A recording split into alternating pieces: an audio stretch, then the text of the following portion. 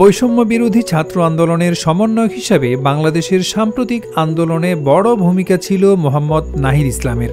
সেই আন্দোলনের মধ্য দিয়েই পতন হয়েছে শেখ হাসিনা সরকারের।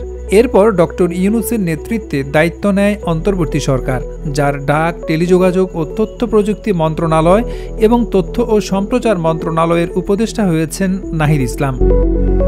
এবার টাইম ম্যাগাজিনের ২০২৪ সালের টাইম 100-তে নাহিদ ইসলামের নাম অন্তর্ভুক্ত হয়েছে। প্রতি বছর বিশ্বের প্রভাবশালী ১০০ ব্যক্তির এই তালিকা প্রকাশ করে বিখ্যাত এই সাময়িকী।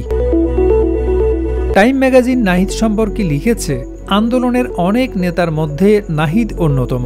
বাংলাদেশের কুখ্যাত গোয়েন্দা সংস্থার দ্বারা নির্যাতনের শিকার হওয়ার পরে জনমানুষের কাছে তার পরিচিতি আরও বাড়তে থাকে।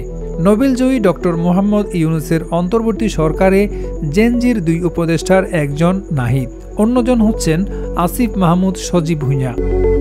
টাইম বলছে, ১৫ বছরের কর্তৃত্ববাদী শাসনে বাংলাদেশের গণতান্ত্রিক ব্যবস্থা যেভাবে ভেঙে পড়েছে, এখন তাকে মেরামতের চ্যালেঞ্জ নিতে হচ্ছে নতুন সরকারকে।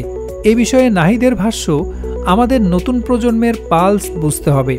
বাংলাদেশের রাজনৈতিক দলগুলোর মধ্যে সহিংসতার যে পালাক্রম, অবশ্যই তার অবসান হতে হবে। আমাদের সামনে এগিয়ে যেতে হবে।